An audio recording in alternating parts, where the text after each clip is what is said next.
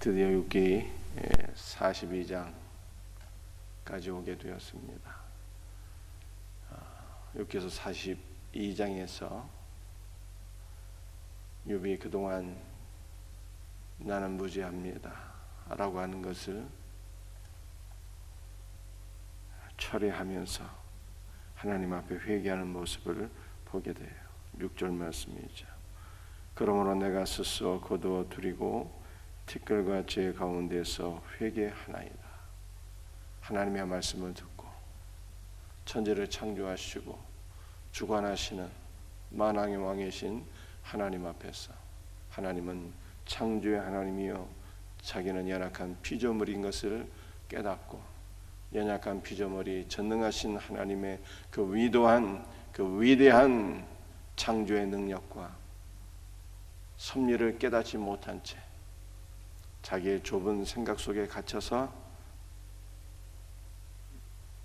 하나님의 크신 뜻을 재단하고 한계로 두고 하나님은 이러한 분이어야 되는데 왜 이렇게 하셨습니까?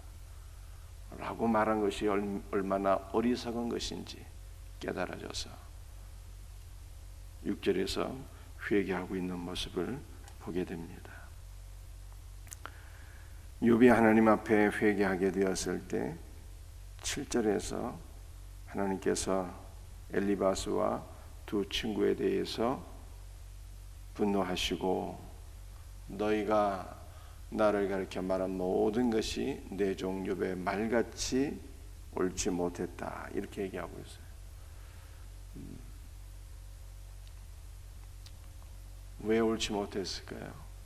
엘리바스와 소발, 빌닷, 욥의 세 친구들이 우리가 그동안 살펴보았던 것처럼 인과응보의 법칙에 갇혀서 하나님에 대해서 인간의 좁은 소견으로 말한 것이 하나님 보시기에 악한 것이었다고 말씀하고 있는 것이죠. 욥이여, 네가 이렇게 고난받은 것은 뿌린 대로 거둠이니 네가 죄를 범했기 때문에 심판을 받은 것이다. 그러므로 회개할지어다.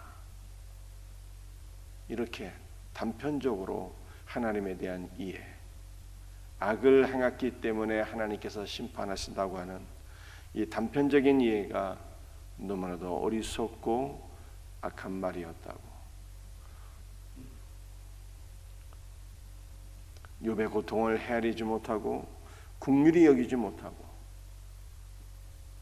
욥의 세 친구들이 욥을 정죄한 것이 악한 것이었다고. 판단은 오직 하나님만 할 수 있는 것인데 욥의 세 친구들이 교만한 마음으로 욥을 판단하고 정죄한 것이 악한 일이었다고 하나님께서 이렇게 말씀하신 거예요. 자, 그런데 우리가 7절에서 한 가지 생각할 것은 내 종 욥의 말같이 옳지 못했다 이렇게 얘기하잖아요. 그럼 욥의 말은 옳았다는 뜻 아니겠습니까? 사실 우리가 그동안 살펴보았지만 욥도 세 친구들과 마찬가지로 인과응보의 법칙에 갇혀 있었습니다. 나는 옳은 일을 행했을 뿐인데, 나는 불의한 일을 행하지 아니하였는데 어찌 하나님께서 나에게 이처럼 심판하시나이까? 라고 말한 모든 것이 욥의 신앙이 율법적인 신앙이었음을 보여주고 있는 것이죠. 그런데 하나님께서는 욥의 말은 의로운 말이었다 이렇게 얘기하고 있어요. 왜 그랬을까요? 욥의 생각이 전반적으로 율법적인 생각에 갇혀 있었으나 그는 희미하게나마 하나님의 은혜를 보았던 거예요. 욥기서 23장에 이렇게 얘기합니다. 그가 나를 단련하신 이후에는 내가 순금같이 되어 나오리라. 군데군데 희미하게 하나님께서 나를 단련하신 것이라. 이 모든 고난이 하나님께서 나의 믿음을 굳게 세우시기 위함이라고 그렇게 소망하며 하나님의 은혜를 붙잡고 소망했던 욥의 말들을 볼 수가 있죠. 그러니까 우리가 심히 연약할지라도 우리의 생각이, 우리의 믿음이, 우리의 말이 다 연약할지라도 하나님께서 우리 안에 있는 믿음 한 가지를 보시고 귀하게 여기신다는 것을 보여주고 있는 거예요. 전능하신 하나님께서, 공의로우신 하나님께서 우리의 생각을 판단하시고 말과 행실을 판단하실진데 어떻게 하나님 앞에 설 수 있겠어요? 그러나 하나님께서 우리 안에 있는 믿음, 연약한 믿음, 겨자씨만한 믿음이라도 그것 하나를 귀하게 여기시고 하나님께서 옳다 여기시는 것을 보게 되는 거예요. 하나님의 은혜가 아닐 수가 없어요. 특별히 오늘 우리가 함께 살펴볼 말씀은 욥기서 8장 말씀이에요. 42장 8절 말씀이에요. 그런즉 너희는 수소 7과 순양 7을 가지고 내 종 욥에게 가서 너희를 위하여 번제를 드리라. 번제를 드리라 말씀합니다. 그 다음 말씀을 보면 내 종 욥이 너희를 위하여 기도할 것인즉 내가 그를 기쁘게 받으리니. 두 가지를 하라고 말씀하시는 거죠. 번제를 드리면 내가 기쁘게 받으시겠다는 거예요. 욥이 너희를 위해 기도한즉 내가 그를 또한 기쁘게 받겠다 이렇게 말씀합니다. 여러분들 번제는 선물의 제사인데 하나님께서 우리에게 천하에서 가장 귀한 선물을 주셨잖아요. 그것이 무엇입니까? 독생자 예수 그리스도. 번제는 모든 것을 불태우는 제사예요. 완전한 헌신의 제사. 우리 예수님께서 자신의 모든 것을 우리를 위하여 내어 주셨어요. 번제는 예수 그리스도의 헌신을 가리키는 것입니다. 하나님께서 기쁘게 받으시는 것이 무엇이었을까? 하나님께서 기쁘게 받으시는 것은 오직 예수 그리스도만을 기쁘게 받으시는 거예요. 우리의 예배도 우리 안에 예수 그리스도가 있게 될 때, 우리가 예수 그리스도 안에서 예배를 드리게 될 때, 우리의 예배도 하나님께서 기쁘게 받으시는 거예요. 하나님은 영이시니 영과 진리로 예배할지니라. 아버지의 영 안에서 우리의 영이 함께 연합되어서 예배드릴 때 아버지께서 기쁘게 받으시고요. 진리로 참이신 예수 그리스도, 구약의 모든 것은 상징이요 모형이며 그 모든 상징과 모형들이 가리키는 바 실제이신 예수 그리스도 안에서 예배드리게 될 때 아버지께서 기쁘게 받으시는 것이죠. 여러분들 우리의 모든 사역에 예수 그리스도가 있어야 돼요. 그 다음에 하나님께서 욥의 세 친구들에게 번제를 드리고 두 번째는 뭐라고 말씀하셨어요? 내 종 욥이 너희를 위하여 기도할 것인즉 내가 그를 기쁘게 받으리라. 내 종 욥이 너희를 위해 기도한다. 기도한다는 것이요 중보한다는 뜻이에요. 중보한다. 여기서 한 가지 우리가 살펴볼 것은 하나님께서 욥과 세 친구에게, 욥의 이 세 친구들에게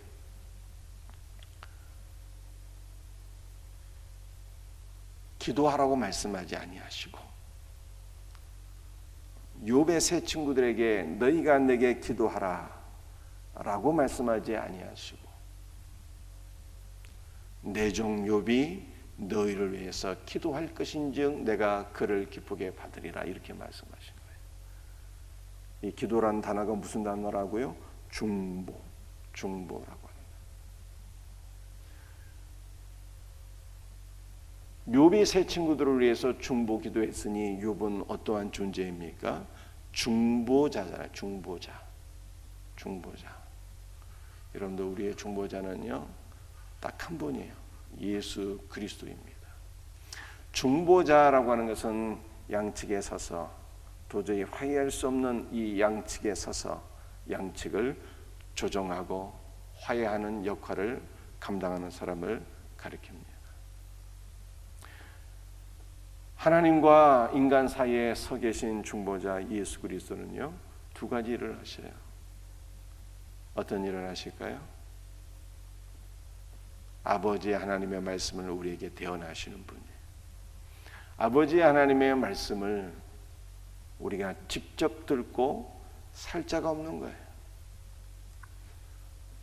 하나님께서 시내산에 강림하셔서 이스라엘 백성들에게 나타나실 때 이스라엘 백성들이 무서워서 시내산에 접근을 할 수가 없었어요. 이스라엘 백성들이 모세에게 뭐라고 얘기했습니까? 모세야, 당신이 하나님께 나가서 말씀을 듣고 우리에게 대언하소서.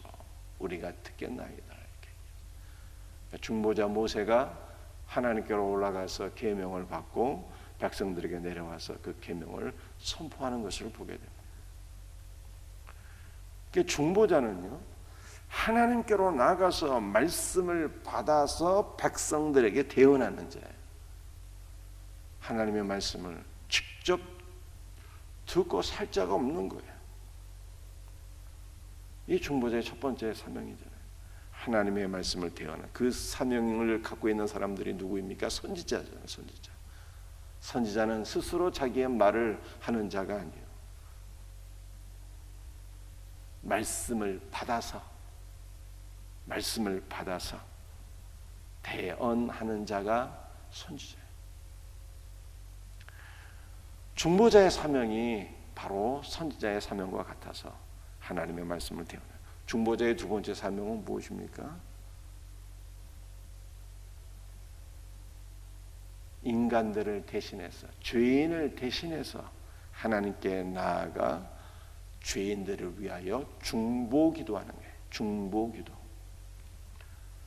하나님의 말씀을 직접 듣고 살 자가 없는 것처럼 죄인이 하나님께 직접 나아가는 것을 하나님께서는 허용하지 않으셨어요. 중보자를 통해서 간구할 때 내가 욥의 기도를, 중보자 욥의 기도를 내가 기쁘게 받으리라 하나님께서 말씀하십니다. 여러분들 우리의 모든 기도도 누구를 통해서 하는 거예요? 중보자 되신 예수 그리스도를 통해서. 그래서 예수 그리스도의 기도를 아버지께서 기쁘게 받으시는 거예요. 여러분들 제가 하는 말씀을 잘 들어보세요. 우리는 삼위일체 하나님을 믿습니다. 성부와 성자와 성령을 믿는 거예요. 삼위일체 하나님이 셋신이 아니고 사실은 한 분이신, 하나이신 거예요. 하나님은 하나이시니. 근데 삼위일체 하나님이 성부와 성자와 성령 세 인격이 계신데 다 인격이시잖아요. 다 인격이시기 때문에 아버지도 인격이요, 아들도 인격이요, 성령도 인격이기 때문에 인격이라는 것은 무엇을 뜻합니까?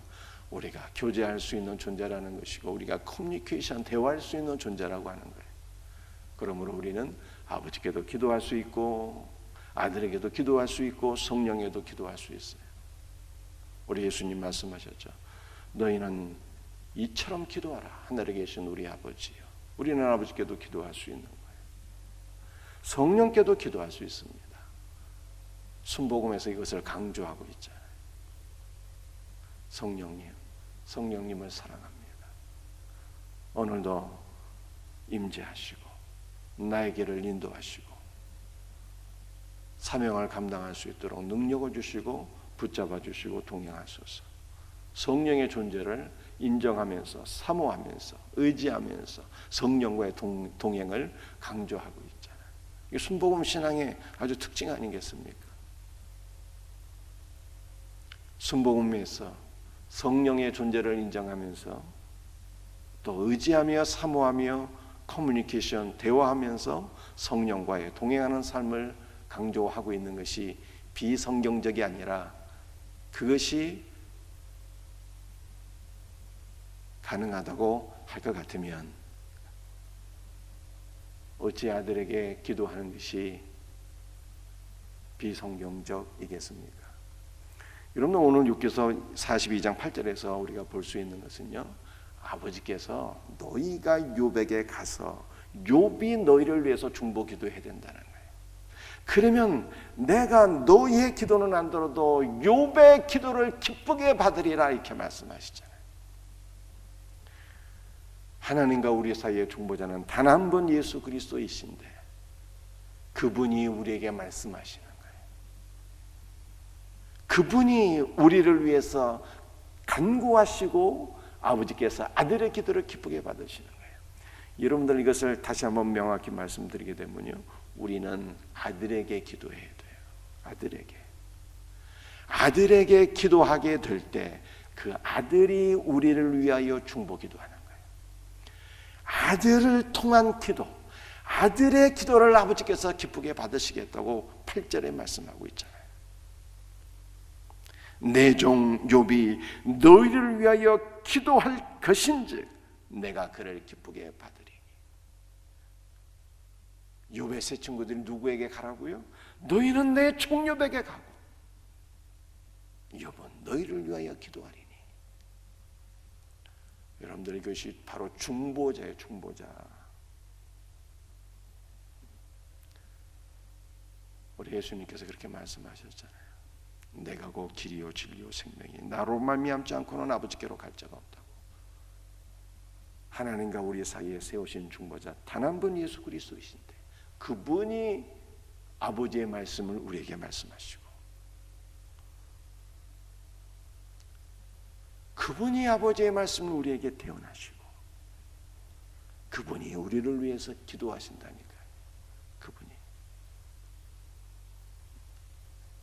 성소에 들어가면 분향단이 있는데 그 분향단의 분향단 그 향이 기도인데 그것이 아들의 기도예요. 그 아들의 기도에 얹혀져서 우리의 기도도 아버지께 올라가는 거예요.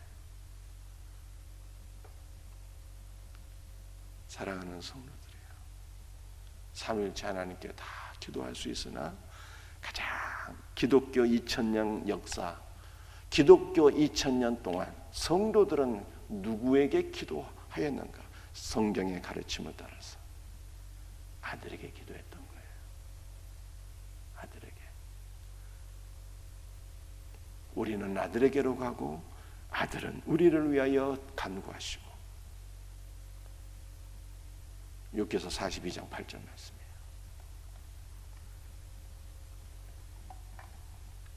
그러므로 사랑하는 성도들이요, 중보자 예수 그리스도를 인정하세요. 중보자 예수 그리스도를 인정할 때 아버지께서 기뻐하십니다. 이와 같은 복된 신앙이 저와 여러분의 신앙 될 수 있기를 주 예수 그리스도의 이름으로 축복합니다. 기도하시겠어요?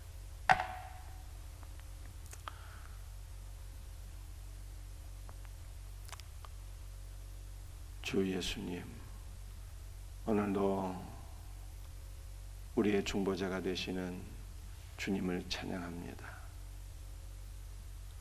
주님께서 우리에게 말씀해 주시고 우리가 주님께 간구하게 될 때 주 예수께서 아버지께 우리를 위하여 중보기도 하시니 아버지께서 예수 그리스도의 모든 기도를 기쁘게 받으시는 줄로 믿습니다.